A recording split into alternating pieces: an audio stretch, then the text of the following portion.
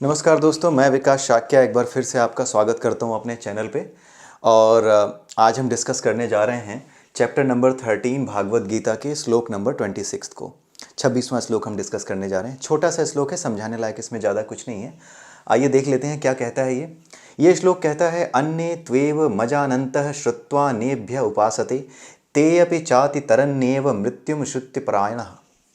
यानी कुछ लोग अन्यों से सुनकर उनकी यानी परमात्मा की पूजा करने लगते हैं, उनके विषय में ध्यान लगाने लगते हैं, निष्काम कर्मयोग के रास्ते पर चलने लगते हैं, या फिर ज्ञान के माध्यम से उनसे सुनकर ज्ञान अर्जित कर लेते हैं। जैसे 24 तत्वों का जो ज्ञान है वो अर्जित कर लेते हैं, उनसे सुनते हैं, सुनकर समझते हैं, उनमें श्रद्धा होती है, उनमें इच्छा होती है जानने की।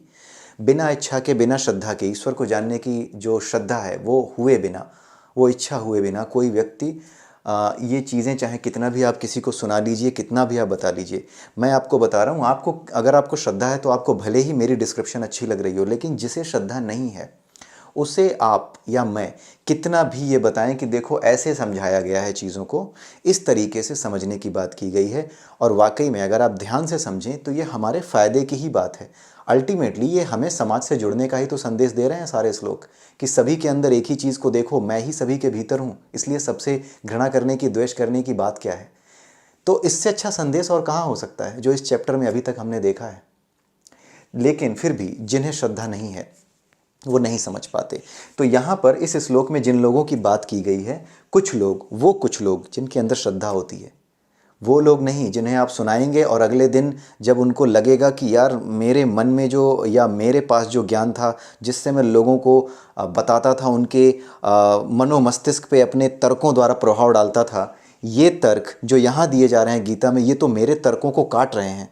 तो वो क्या करता है, अंदर से एक युद्ध की तैयारी कर लेता है। वो व्यक्ति, जिस व्यक्ति को आप भागवत गीता पढ़ाओ और उसमें श्रद्धा नहीं है, वो मानता नहीं सनातन को, वो क्या करेगा, जैसे ही आपकी ऐसी बातों को सुनेगा और कहेगा कि यार ये बातें तो प्रभाव डाल सकती हैं दूसरों पर, वैसे ही वो क्या करेगा, उसका मन, क्यों, क्योंकि यही होता है भाई, उसका शरीर भी अलग थोड़ी है। जो व्यक्ति श्रद्धा विहीन है, या जो व्यक्ति सनातन या ये कह लो कि विरोधी है, एकत्व की भावना का विरोधी है, एकता का विरोधी है, ठीक है, सर्वे भवन्तु सुखिनः की भावना का विरोधी है, ठीक है, जो सबके अंदर ईश्वर को देखने की भावना का विरोधी है, सनातन धर्म का ही विरोधी है, चाहे कोई भी हो, उस व्यक्ति के अंदर भी यही सारी चीज़ें हैं। तो उसका जो मन है उससे कहता है कि नहीं, जो ज्ञान तुम्हें था उस ज्ञान के आगे ये ज्ञान जिसे तुमने कभी स्वीकारा ही नहीं, जिसे हमेशा तुमने गाली दी, वो कैसे आज चुनौती बनकर खड़ा हो गया है। तो उसका मन क्या करता है, मैंने पहले इस पुराने श्लोक में बताया हुआ है कि वो अपने अहंकार को संतुष्ट करने चलता है।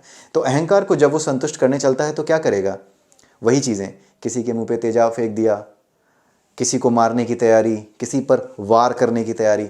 तो ऐसा आदमी क्या करता है, ऐसा आदमी फिर से वार करने की तैयारी करता है। जब आप उसको समझाओगे कि भागवत गीता आपने सही से नहीं समझी है, आप इसको देखो, इनके वास्तविक अर्थ क्या हैं, ये तो सभी को एक दूसरे से जोड़ रहे हैं, लेकिन वो तो उल्टी सीधी बातें जानता था। वो तो ये जानता था कि ये सब तो है, पाखंड के नाम पे हमने प्रचारित किया है, बदनाम भी किया है, आज ये खड़ा कैसे हो गया, ये बातें हमारे सामने लॉजिकल बन के आ कैसे रही हैं, इसमें तो ऐसी बातें कही जा रही हैं जो कि मेरी समझ और मेरी सोच से विपरीत है। तो उसकी जो मैं है वो उससे कहती है कि जाकर अपने अहंकार को संतुष्ट कर, और जो व्यक्ति तुझे ये अर्थ बता रहा है इसको ले जा करके कहीं से कोई और फैक्ट ला, गूगल से सर्च कर, किसी और किताब से किसी व्यक्ति की या किसी दार्शनिक की बातें ला, इकट्ठा कर और फेंक इस आदमी पे। इसीलिए जब भी आप किसी ऐसे आदमी को जो श्रद्धा विहीन है, जो सनातन में विश्वास नहीं करता, या उसका काम ही यही है कि दिन रात वो सनातन की बुराई करता रहे, उसको जब भी आप बताओगे ऐसी बातें समझाओगे, तो वो क्या करेगा, वो लेकर आएगा ऐसा एग्जाम्पल और आपके ऊपर फेंकेगा कि आप उसको ये पता है, उसको ऐसा नहीं लगेगा कि वो कुछ गलत कर रहा है, उसे ये लगेगा कि ये जो मैं लेकर आया हूँ ना, इसके बाद इसको फूड फॉर थॉट मिलेगा। ये उसका विचार भी होता है, ऐसा वो सोचता भी है कि ये इसको भेजता हूँ, जब ये पढ़ेगा तो फूड फॉर थॉट हो सकता है, इसको मिले, शायद मैं इसे सुधार पाऊँ। उसे लगता है कि वो ज्ञानी है और ये मूर्ख है जो गीता पढ़ रहा है या जो गीता को समझने का प्रयास कर रहा है। तो वो आपके ऊपर लाकर फेंकेगा नए तर्क।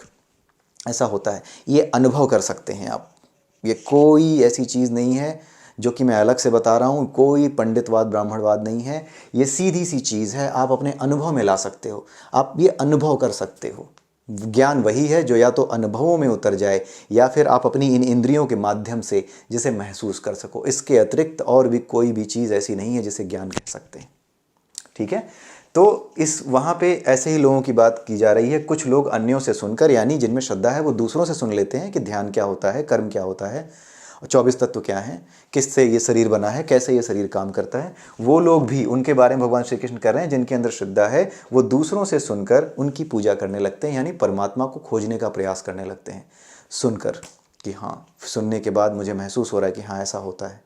ठीक है, तो आप ये सोच कर देखिए कि भागवत गीता आपको किस तरीके से इतना सक्षम बना देती है कि आप ये समझ सकते हैं कि सामने वाला आपके साथ क्या व्यवहार करने वाला है, और आप ये जानते हुए कि हाँ ऐसा व्यवहार होता है, आपके पास कोई कारण नहीं होगा क्रोधित होने का, गुस्सा होने का कोई कारण नहीं होगा। ऐसा आदमी जो भगवान को गालियाँ दे रहा हो, सनातन धर्म को गालियाँ दे रहा हो, आप समझ जाओगे कि वो ऐसा क्यों कर रहा है।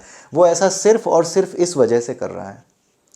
ये वजह गलत नहीं है, गलती उसकी नहीं है, लेकिन ज्ञान की ओर न देखना, ये व्याख्या सुनने के बाद भी ज़बरदस्ती की जिद करना, अहंकार में आना, बजाय इस चीज़ को समझने के, बजाय इस चीज़ को जानने के कि हाँ ये सभी के भले की बात है, इसको समझा जाए, जो कुछ अच्छा है उसे स्वीकारा जाए। मैं ये नहीं कहता कि हर चीज़ हर धर्म में, हर धर्म ग्रंथ में ऐसी लिखी है जो हमेशा के लिए मानी जा सकती है, लेकिन जो बातें अच्छी हैं उन्हें तो आप आज स्वीकार कर सकते हो ना। तो वही चीज़ है, सभी धर्मों का मूल, चाहे वो कोई धर्म हो, दुनिया में जितने धर्म एग्जिस्ट करते हैं, सबका मूल और सबका मार्ग अंत में एक ही है, परमात्मा। लेकिन फिर भी संसार में इतनी लड़ाइयाँ हैं। इसीलिए भागवत गीता को संसार में हर व्यक्ति तक पहुँचाना हम सभी के लिए बहुत ज़रूरी है। तो आज के लिए इतना ही काफ़ी है। तो अगले वीडियो में हम फिर मिलेंगे, तब तक के लिए नमस्कार।